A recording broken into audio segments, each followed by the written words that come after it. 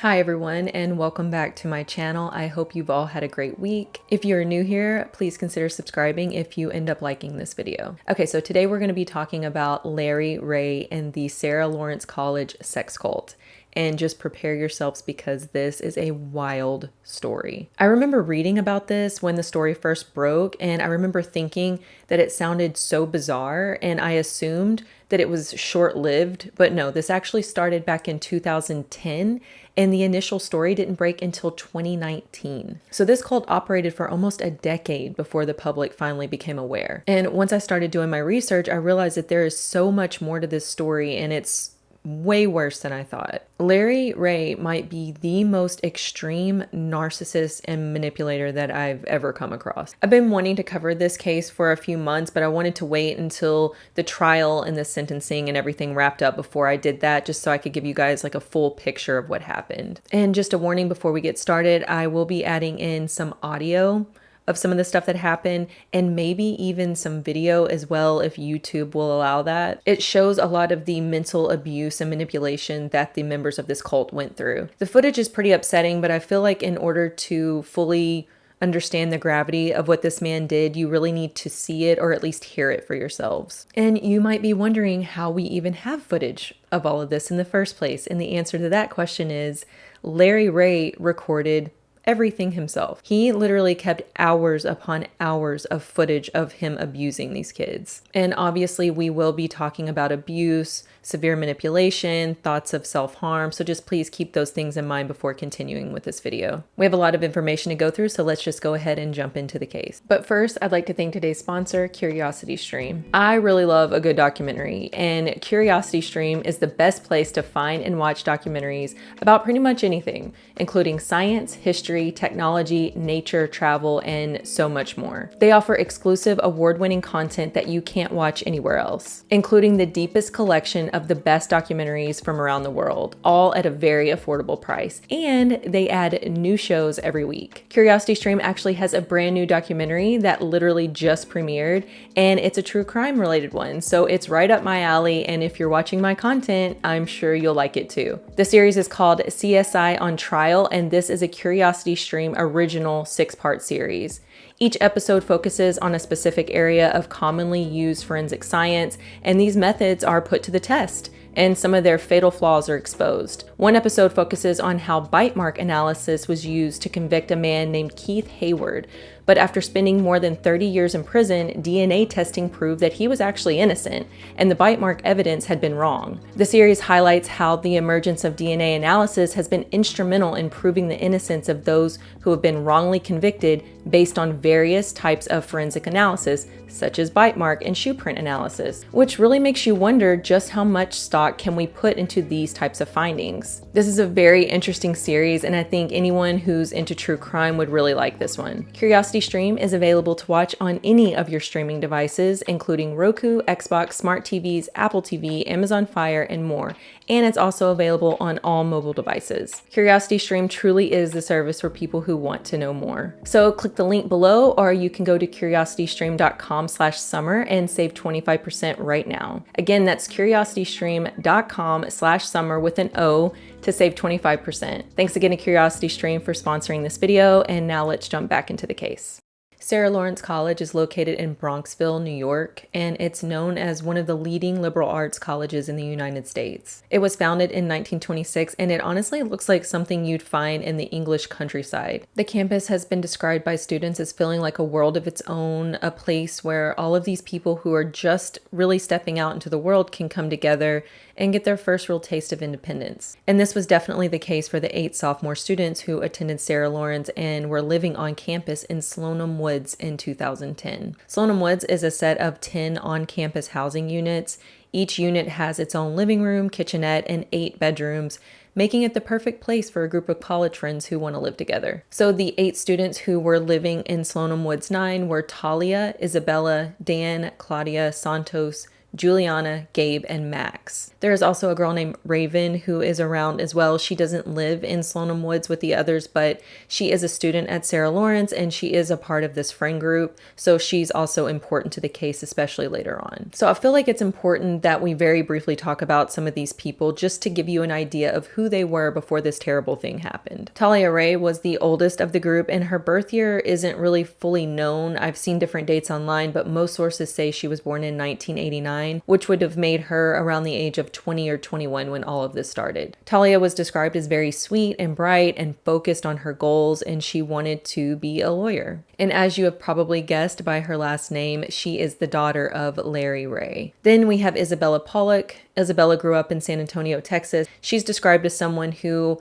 just always seemed extremely insecure. Talia and Isabella met their freshman year and they were best friends. And Isabella had hopes of becoming a doctor one day. Next, we have Santos Rosario. Santos and Talia met their freshman year and they started dating. So they are together at this point in 2010. Santos is from the Bronx, New York, where he lived with his parents and two older sisters, Yalitza and Felicia, who both become a very big part of this case later on. Santos grew up in a household where money was tight and he and his siblings all worked very hard in order to get into college.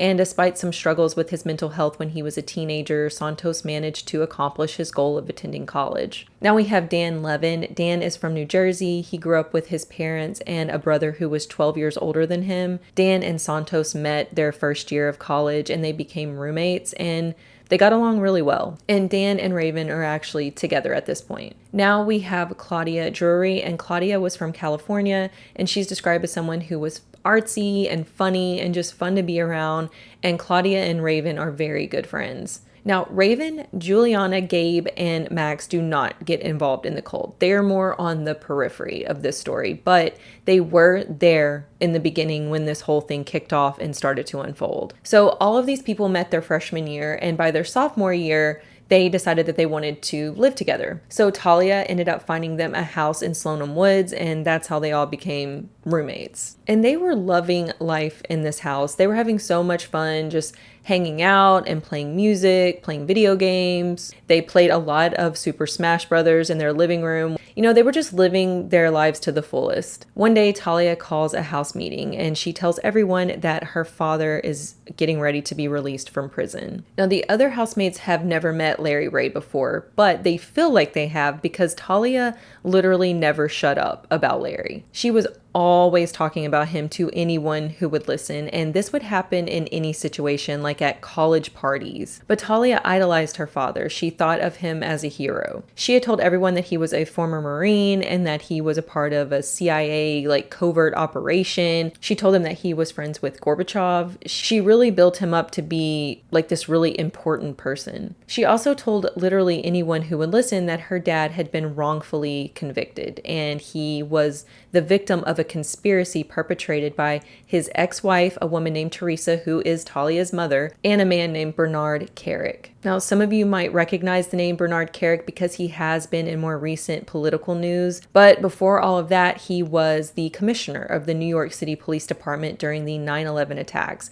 So he was all over the news. He was always doing press conferences and interviews and things like that. And Bernard Carrick and Larry Ray had been best friends at one time. Larry was even the best man at Carrick's wedding. But I'm getting a little bit ahead of myself, so let's find out who Larry Ray actually was. Larry Ray was born Lawrence Greco in 1959 in Brooklyn, New York. And I really don't know much about his childhood except that his parents divorced at some point and he ended up taking his stepfather's last name of Ray. After high school, he did not attend college. He enlisted in the Air Force, not the Marines, and he only lasted 19 days. So yeah, definitely not like a Marine veteran like he tried to say. But he did manage to work his way into the inner circles of some pretty prominent members of the military, including Marine Generals Charles Pittman and James Jones. And you will see that this is a pattern with Larry. He will attach himself to people that he sees as influential in some way, and he'll eventually talk his way into their inner circle. This is how he progressed in his career. He ended up working on Wall Street in the 80s, and he also worked as a consultant for construction, gambling, and insurance companies. Then in the mid-90s, Larry met Bernard Kerik, and they became very close friends. They hung out several times a week. They became almost like family. And like I said, Larry was the best man at Kerik's wedding. Bernard Kerik had started out as Rudy Giuliani's driver when he was mayor, and he'd eventually landed a position in the New York City Police Department. Kerik introduced Larry to a friend from the FBI, Special Agent Gary Ewer. I'm sure I'm pronouncing that name wrong. Larry sold himself to Ewer as a mafia associate, and he claimed that he had all of these connections to different crime families. So because of this, Ewer ended up making Larry an FBI informant, and he was supposed to give information on a pump and dump scheme involving the Gambino crime family. So Larry seemingly went undercover, and he would meet with FBI agents several times a week to give them information.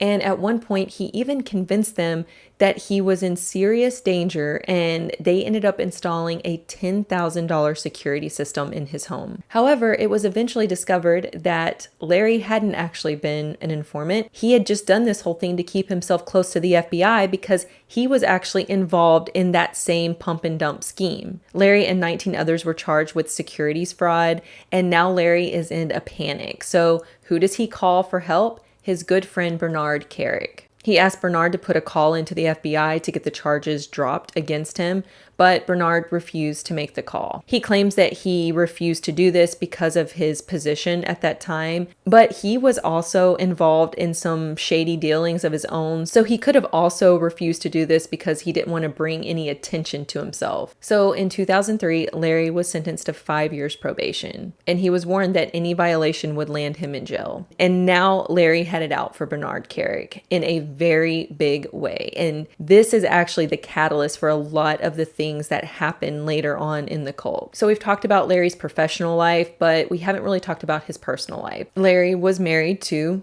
a woman named Teresa, who I mentioned earlier, and by 2004, their marriage had pretty much fallen apart. As you could probably imagine, just based on what you already know about Larry, their relationship was not good. Larry was abusive, and he cheated on Teresa constantly. And not only was he abusive towards Teresa, but he was also abusive with his girlfriends as well. And not just physically. In fact, some of the people who were close to Larry at that time said that they believed that he was forcing his girlfriends to have sex with other men. And by the time that Teresa decided that she was going to file for divorce in 2004, the couple had 2 children together.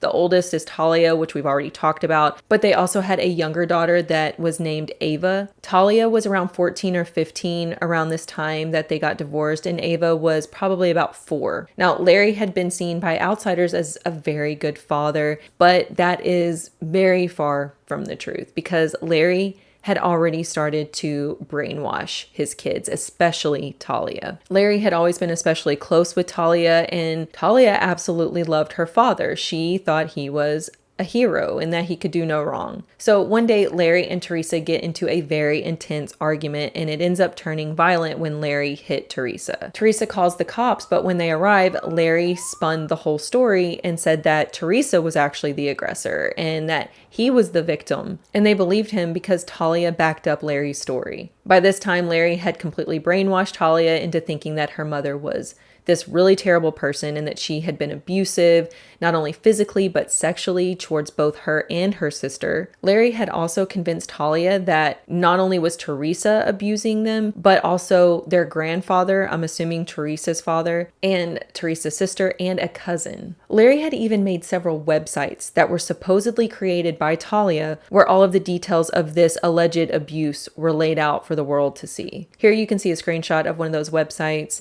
and right here you can see an open letter supposedly written by Talia where she details the abuse she suffered at the hands of a family member. So the officers make Teresa leave the house, and they grant Larry temporary custody of both of the girls while they conduct their own investigation. They evaluate both of the girls, and Talia, of course, fully backed up everything Larry said. She talked all about abuse from all the family members and her mother. But when they question little Ava, who's only like 4 years old at this time, she tells them no, her mother doesn't hurt her, that Her daddy just tells her to say that. At the request of Teresa's lawyers, Larry was given a psychological evaluation. And let me just read you a little snippet from that report. Larry is literally impossible to evaluate because he is able to manipulate and control almost any situation in which he finds himself, including a psychological interview with a forensic examiner, no matter how experienced that examiner may be. Mr. Ray is very good at what he does. He is a calculating, manipulative, and hostile man. In the end, Teresa was awarded custody of both of the girls and Larry was ordered to release them to her. But he refused and he started shouting from the rooftops that Bernard Carrick and Rudy Giuliani were both conspiring with Teresa to take him down. So in turn, he was arrested for contempt and for interfering with custody and he was sentenced to 6 months in jail. Ava was returned to Teresa, but Talia's mind was just completely warped at this point. She didn't want to go to her mother. She was scared of her mother now. And instead, she ends up in a youth shelter. Now, while Larry is serving his sentence, he meets a man named Lee Chin. And he starts telling Lee this huge story about this conspiracy between his ex-wife, Bernard Carrick, and Rudy Giuliani. And Lee believed everything that Larry said. So in the end, they end up becoming friends. And Lee offers Larry a place to stay when he gets out of prison. Lee was only serving like a 3-month sentence or something like that. So he wasn't going to be in prison for very long. And he would be returning to his Manhattan apartment on 93rd Street when he was released from prison. And once Larry gets out of prison, he does go to stay at Lee Chin's place. And during that time, he reunites with Talia. But of course, it wasn't very long before Larry was in trouble again. And in 2006, the police were called after Larry trapped one of his girlfriends and then tried to suffocate her. The charges were eventually dropped, but in 2007, the courts decided that that had been enough to arrest Larry for violating the terms of his 5-year probation. And he was arrested in Lee Chin's apartment and sentenced to 3 years in prison. And Talia was actually there in the same room as Larry when he was arrested, and she was quoted screaming, "Police corruption. This is because of Mayor Rudy Giuliani and Bernard Carrick." So now Larry has served out his prison sentence, and that brings us back to September 2010. Larry is now being released and he arrives at Sloanham Woods. Some of the people in the group thought that it was weird that Talia's dad was staying with them and sleeping on their couch every night, but they kind of just dealt with it because Larry would clean up after them. He also bought them pizza a lot. He would cook them fancy meals like steak dinners and stuff like that. And then it wasn't very long after Larry moved in that he started laying the foundation of the cult. One night he called a house meeting where he told the housemates about a philosophy of his called the quest for potential. He said that he could help them become better versions of themselves and he could help them unlock their full potential, which would give them ultimate clarity. And he said that he could counsel them and he could help bring out all these repressed memories. Most of the people in the house were receptive to taking Larry's advice. He seemed so nice and he seemed to really care about them and helping them with their problems. Plus, they were all like 19 when all of this started and they were extremely impressionable. So one by one, Larry started picking off the housemates, starting with Isabella. Larry honed in on Isabella pretty much from the very start, and he offered to counsel her one-on-one. And during one of these counseling sessions, Larry ended up staying in Isabella's room all night. The others in the house eventually realized that they had been in the room for hours alone. Some of them thought it was weird, but when they questioned it, they were told that Larry was just helping Isabella through a really tough time and she needed extra attention because she was very broken. Of course, no one knew the severity of what was actually happening in that room. During Larry's counseling session with Isabella, he convinced her that her mother had been terrible to her all growing up and that she had been abused by a family friend as a child. It's also highly believed that this is when Isabella and Larry began a sexual relationship. I use the word relationship loosely here because even though Isabella is of age and she believes that she is consenting, she really isn't because Larry is already controlling her at this point. She's already becoming brainwashed. So all of this happened right before Christmas break 2010, and Isabella had been all set to go home to San Antonio to see her family for Christmas break. But Larry now has convinced her that her family is awful and that she's been abused and all this stuff, so she decides she doesn't want to go. So Isabella calls her mom, Cindy, and she tells her that she isn't coming home. for Christmas break. At this point, Cindy had heard of Larry because Isabella talked about him all the time, but she had never met him and she had never spoken to him. So Larry gets on the phone and he tells Cindy that she was a terrible mother and that Isabella was abused, and he tells her that Isabella says that if she has to go home to San Antonio, she will harm herself. Cindy is like in complete shock and she's totally confused by what he's saying, but she also doesn't want her daughter to hurt herself. She sort of just lets it go for now. She and her family wanted nothing more than to get on a plane and fly straight to go talk to Isabella, but they just couldn't afford it. So they just decided that the best thing that they could do right now was just give her some space. And after this whole thing, Isabella became a totally different person. She was more confident. She carried herself in a totally different manner. She was social and fun,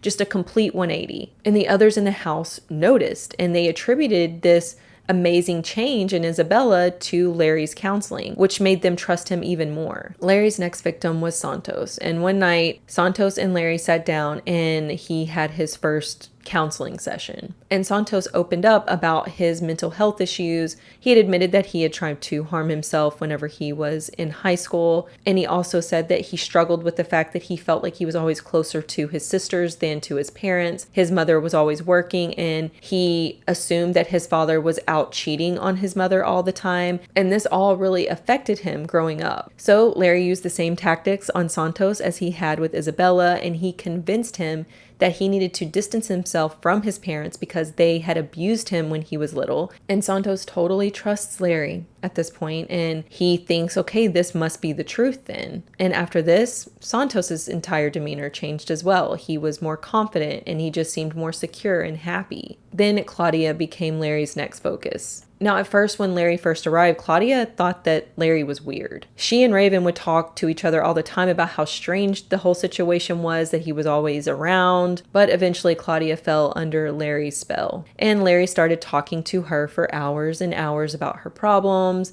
And by the end of it, Larry had convinced Claudia that she was schizophrenic, and she had also been abused by her parents. So now Larry has managed to gain control over Talia, Isabella, Santos, and Claudia in a very short amount of time. But there's one more person that he has his eye on, and that's Dan. Dan had kind of been on the sidelines throughout this whole thing at first, and he hadn't really involved himself or ever asked Larry for counseling. But one day Santos suggested to Dan that he should talk to Larry because Dan was having some problems in his relationship with Raven. Dan hadn't been very happy with her lately. After seeing the change in his friends, he decides that, okay, I'll go meet with Larry and just see what he has to say. So Dan and Larry met at a Starbucks in the city, and they end up talking for 6 hours. During this meeting, Larry asked Dan a lot of very personal questions, mostly centered around sex, including asking him about the size of a certain body part. Dan actually wrote a memoir, and it mainly focuses on his time in the cult. And it's definitely worth a read if you're interested in this case.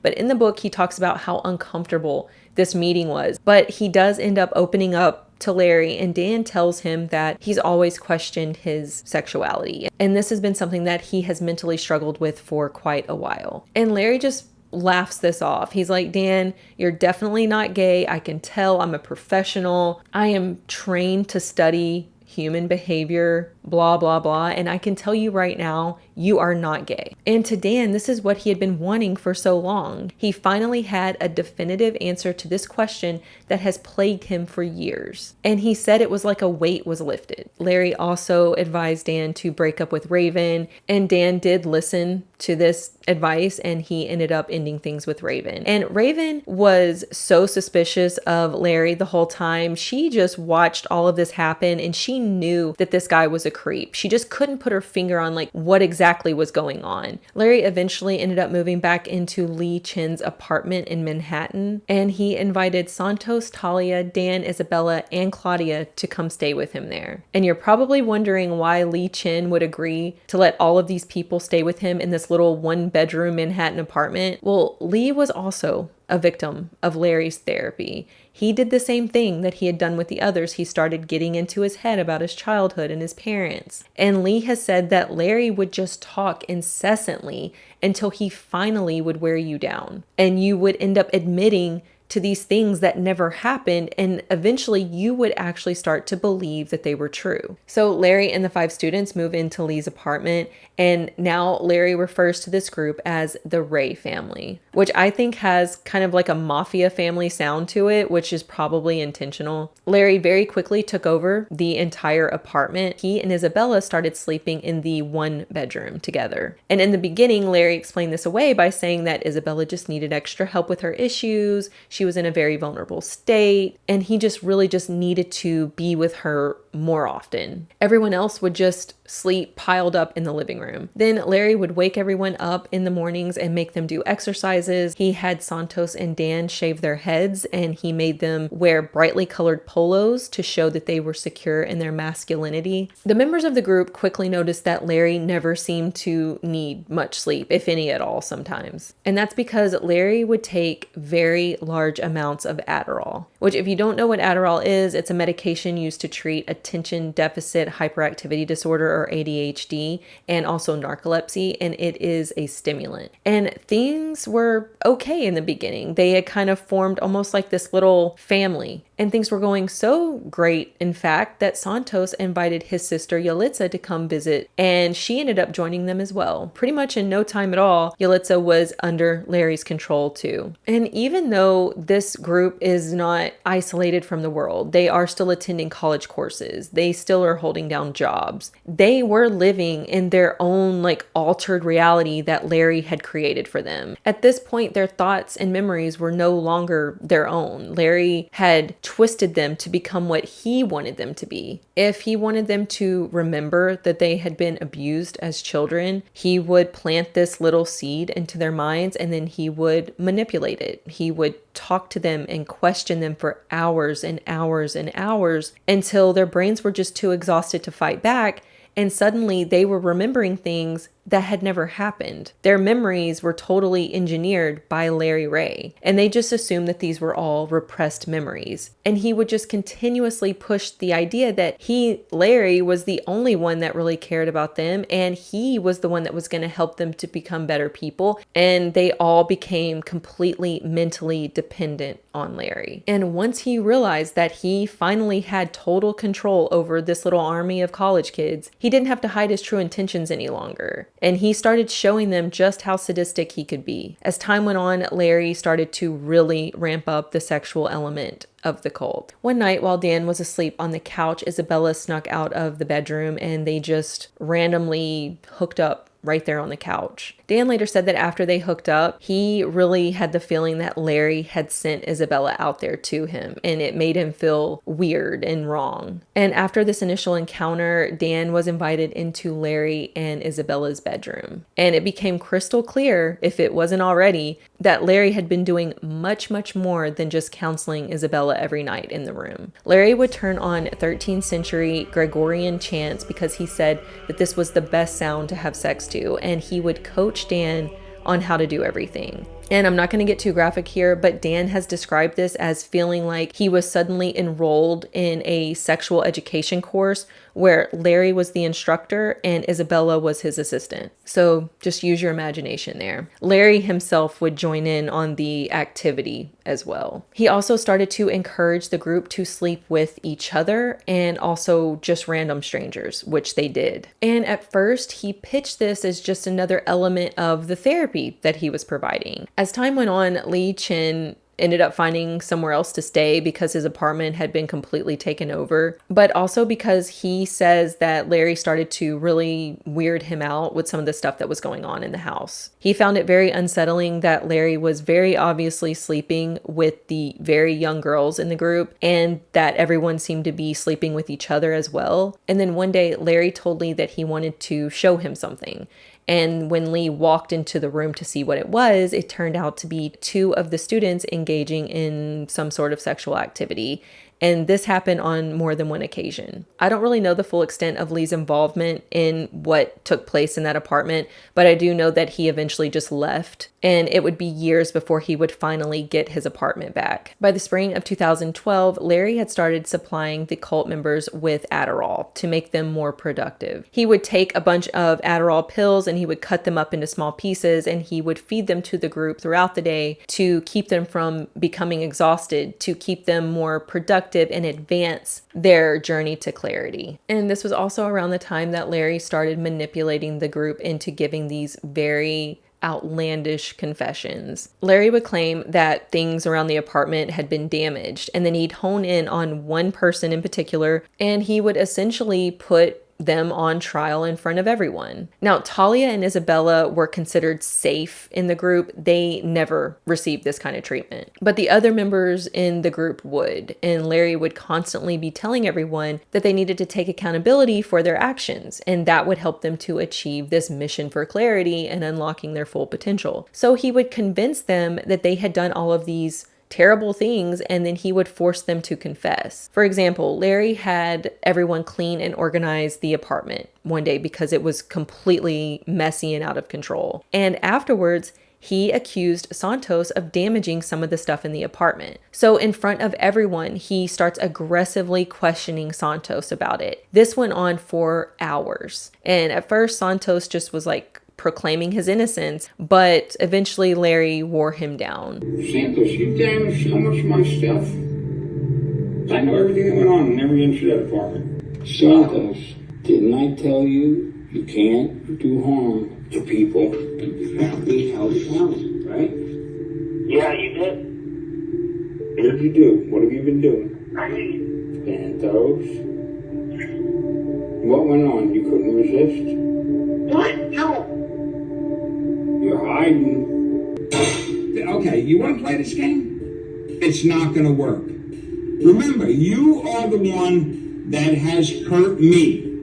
You are the herder. I am the victim of your hurt.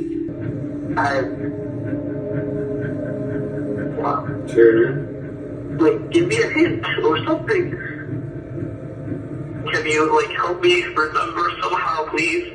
And Santos would finally start thinking, if Larry, the all-knowing and all-seeing, really thought that he had done something like this, then it must be true. And he must just be repressing these memories. And so slowly, Santos would imagine this scenario where he had purposely damaged all these things. I've destroyed a lot of property. Like your tools. I destroyed the stolen oven. What do you want to do about it, Santos? Sorry. Like, want to correct it if it's correctable.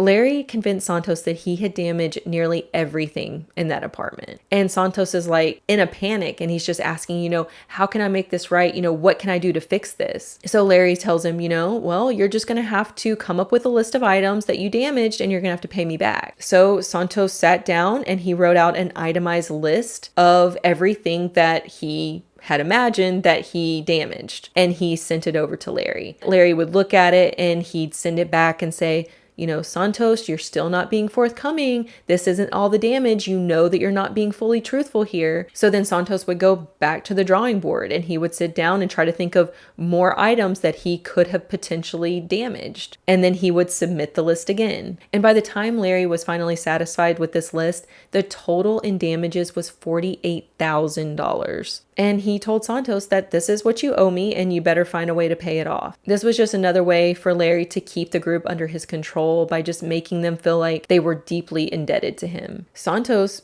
of course, didn't have $48,000, so he turned to his parents, who he had pretty much written off at this point, and he starts begging them for money. So they were giving Santos as much as they possibly could to help him pay off this supposed debt. Larry also convinced each of them that they were having thoughts of self-harm. And some of them had had these issues in the past, but some of them hadn't. But Larry would convince them that they were all on the verge of harming themselves, and if it wasn't for him, they would have already done it. One day, out of the blue, through campus administration, including the dean, and all of the people in the Slonim Woods dorm, and all receive a very weird email from Claudia, and it was titled The Truth. In the email, Claudia talked all about how she had been bad-mouthing Larry around campus, saying he was a pervert and weird, and she just wanted to clear his name and let everyone know that Larry Ray was actually an amazing person, and he actually had saved her life, and she had just been lying. Now, when Raven saw this, she knew that Claudia had not been the one saying these things about Larry around campus,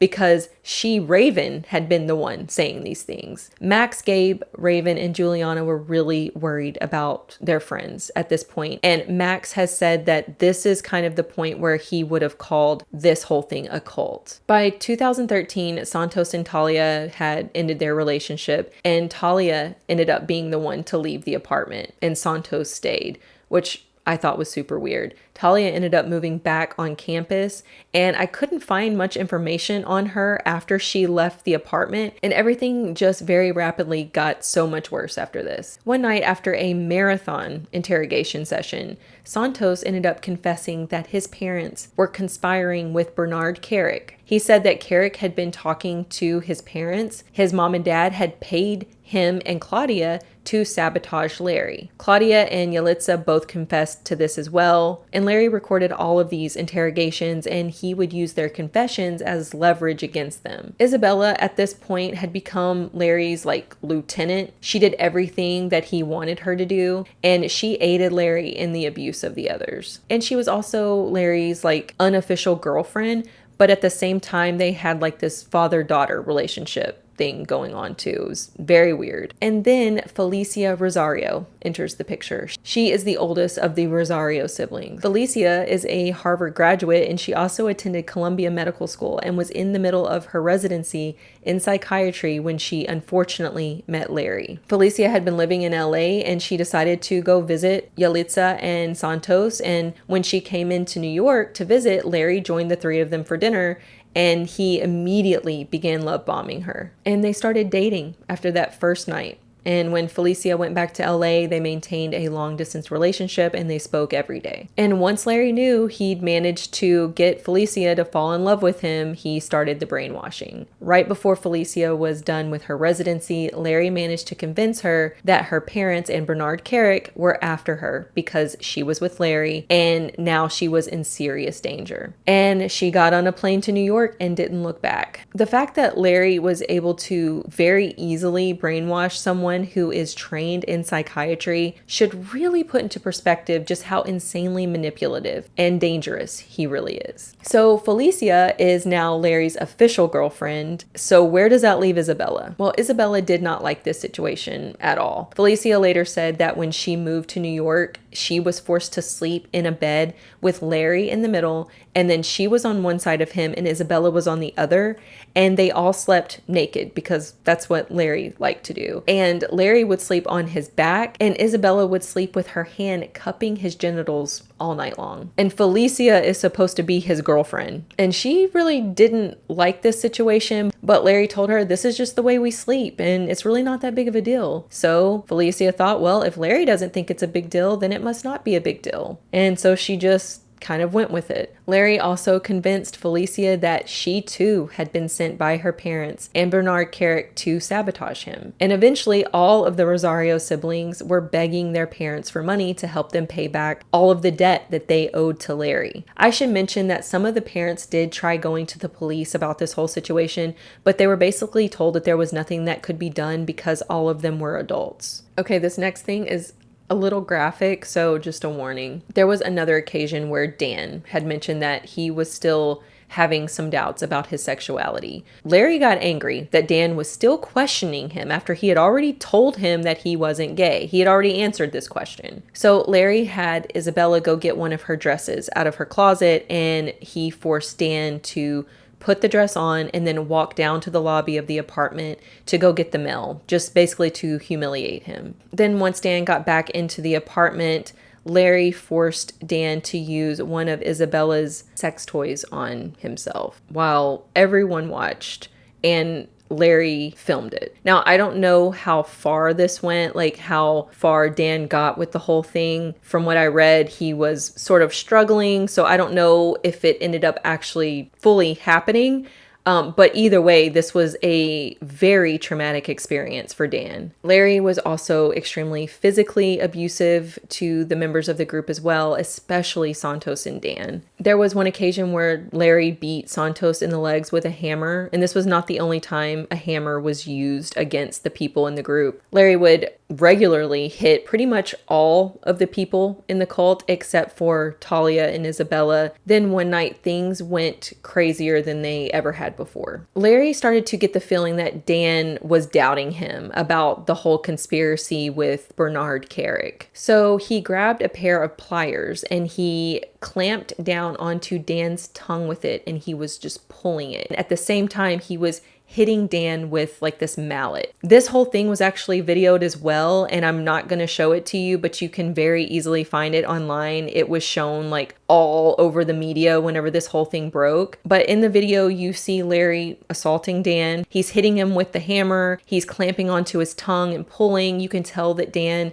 is terrified and he's in a lot of pain. And then suddenly Larry tells Isabella to shut the camera off. Once the camera was off, Larry took some saran wrap and made a rope. Then he rolled up some little balls of aluminum foil and put those into the saran wrap rope. And then he wrapped this around Dan's genitals. Then using a pencil, he twisted the rope tighter and tighter. I mean, this is full on torture at this point. After this assault, Dan decided that he needed to leave the cult. He had started to really believe that Larry truly was a bad person. Like some of the fog was lifting from Dan's mind and he was starting to see Larry for who he really was. He ended up moving back on campus and he didn't answer his phone when Larry tried to call. Larry told the others that Dan had just given up on gaining clarity and being his best self, and they just weren't supposed to talk about him anymore. In spring of 2013, most of the cult members ended up graduating from Sarah Lawrence. Aside from Santos, he had been placed on medical leave due to this whole situation that he was in with Larry. Then in the summer after graduation, Larry moved everyone to Pinehurst, North Carolina, except for Santos. He remained in the apartment and he worked as a waiter, and he gave all of his earnings to Larry. The others lived on this large piece of property in a house that Larry was hoping to fix up for his stepfather, and he made everyone in the group do very intense physical labor for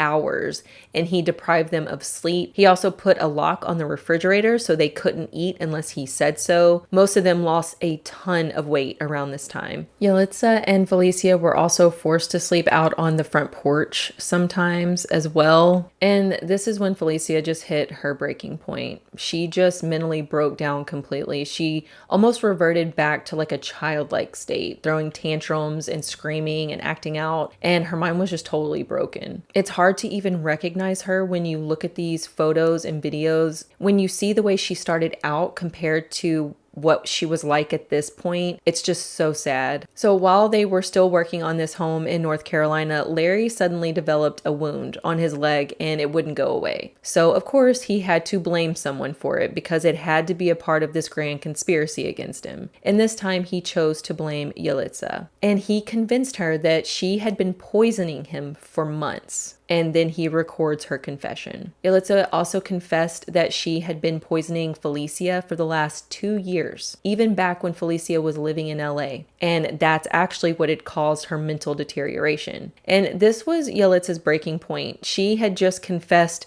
to poisoning her own sister, and she just couldn't take anymore. And one night she just walked right out of the house. She didn't even take anything with her. She just left. She eventually made her way to New York and she ended up living in supportive housing, and she started trying to put her life back together without her family in it. Everyone eventually went back to New York and Larry just continued his reign of terror. He would force Felicia and Claudia to go outside and find strangers to have sex with while the whole thing was filmed, and Larry would use the footage to blackmail them too. One day, Larry told Isabella to put diapers on Santos and Felicia because he said they were acting like children and they had to stay in those diapers for hours. So not long after this whole diaper situation in 2015, Santos finally got up the courage to leave. He also went to go live in supportive housing and he tried to untangle the knots that Larry had created in his brain. Even though some of the members had escaped at this point, they still didn't know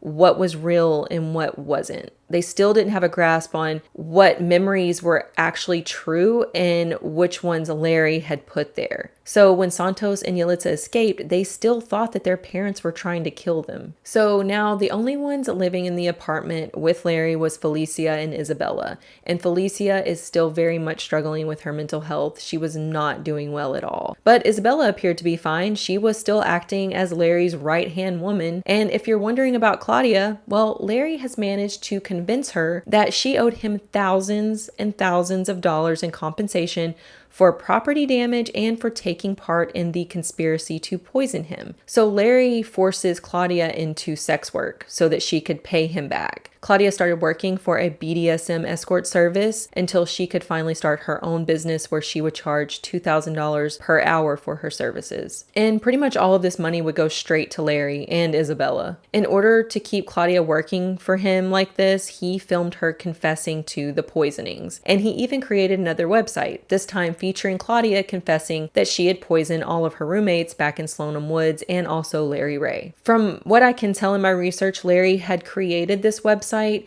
but he hadn't launched it. He was using it as leverage to hold over Claudia. There is a video confession and it is so disturbing because you can tell that Claudia is under duress and none of what she's saying is true. Yeah. I came up inside you 4 times. I brought poison each time. What'd you bring? I brought mercury, cyanide, and arsenic. I brought a vial of each time. Any poison meat? Yes. You said? Yes. And where'd you put it? I put it in your food. I put it on your back. I put it in your shoes.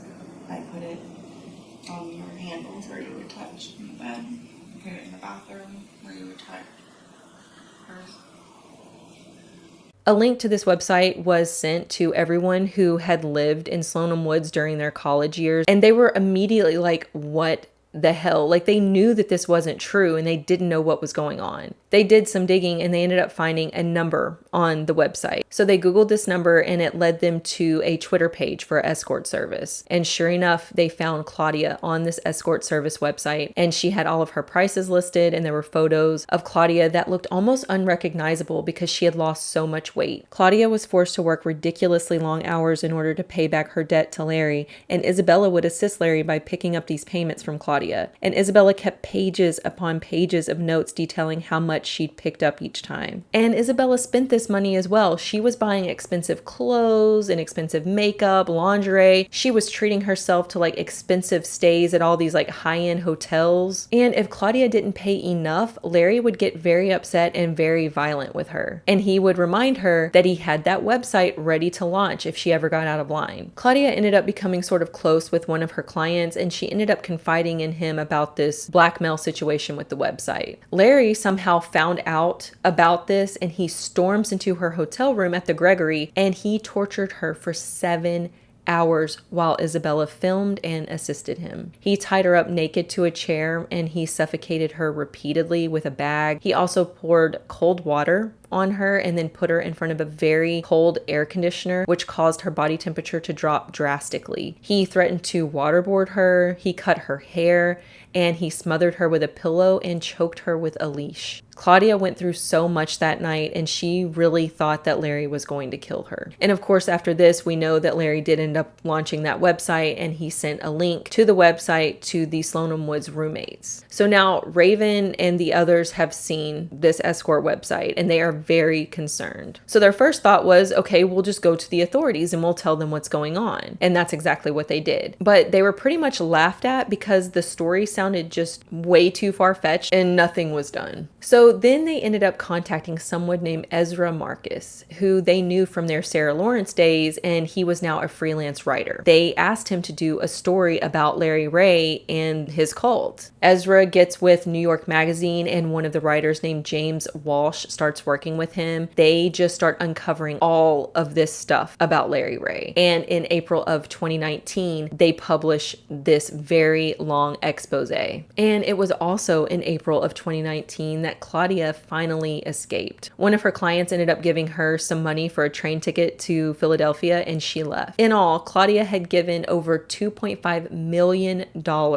to Larry Ray and Isabella Pollack over the 4 years that she was forced into sex work. And Santos, Felicia, and Yalitza's parents had given him between $200,000 and $300,000 over the years. After this story broke, it gained a ton of attention, and eventually the FBI got involved. The case making national headlines, the father who authorities say abused and manipulated his daughter's classmates and others, even staying in his daughter's dorm at Sarah Lawrence College. By this time, Larry, Felicia, and Isabella were living in a home in New Jersey that reportedly belonged to a friend of Larry's. After years of legal battles, Lee Chin had finally managed to get his apartment back. Larry and the others were thrown out. Larry was finally arrested in New Jersey in February of 2020, but we all know what happened around that time in 2020, so his trial didn't happen until 2022. The trial lasted for about 4 weeks, and during that time, all of the Rosario siblings testified against Larry. But the most compelling testimony came from Claudia. She recounted the entire 4 years that she had been forced to do sex work, and she also gave details about the night that Larry and Isabella tortured her for 7 hours. And Larry just acted out during the trial by faking seizures. He would claim these seizures were a side effect from being poisoned. He was still trying to convince people that that whole thing was true. One day, while Claudia was in the middle of giving her testimony, Larry faked a seizure and ended up bringing the court proceedings to a halt. You can see him here being wheeled out on a stretcher by paramedics, but those close to Larry knew that he was just faking this. He actually had a history of doing this sort of thing whenever he was in legal trouble. This was just another way for Larry to control the situation. The court watched and listened to hours of footage that Larry himself took. All of the therapy sessions and forced confessions and physical assaults, it was right there for everyone to see. In the end, Larry was found guilty on 15 counts, including violent assault, racketeering, and trafficking.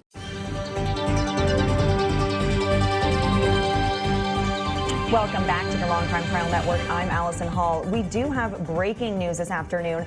A verdict has been reached in the Sarah Lawrence sex cult case here in New York City. The 62-year-old defendant, Lawrence Ray, is found guilty on a 15-count indictment of federal crimes related to the manipulation and extortion of a group of his daughter's Sarah Lawrence college friends after living in her on-campus housing back in 2010.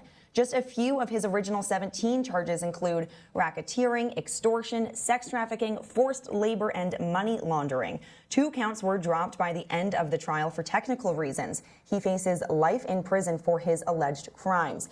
After the verdict was read, the prosecution said, quote, 12 years ago, Larry Ray moved into his daughter's dorm room at Sarah Lawrence College. And when he got there, he met a group of friends who had their whole lives ahead of them. For the next decade, he used violence, threats, and psychological abuse to try to control and destroy their lives.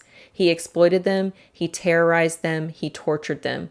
Let me be very clear, Larry Ray is a predator, an evil man who did evil things. Today's verdict finally brings him to justice. And on January 20th, 2023, Larry Ray was sentenced to 60 years in prison. And he was already in his 60s when he was given this sentence, so he's not going anywhere. Isabella remained loyal to Larry the entire time that he was awaiting trial. She still claimed that she and Larry were poisoned and that Carrick and the others had conspired against them. And Isabella herself was eventually charged as well. She was charged with 1 count each of extortion conspiracy, trafficking conspiracy, racketeering conspiracy, and money laundering. In the end, Isabella took a plea deal and she pleaded guilty to 1 count of conspiracy. During her sentence, she was given a chance to make a statement, and this was the first time she finally publicly denounced Larry Ray. She said, quote, I believed and supported someone who had controlled me in ways I could not understand. I badly hurt my friends, and I am ashamed and deeply regret it. I am truly sorry. And on February 22nd,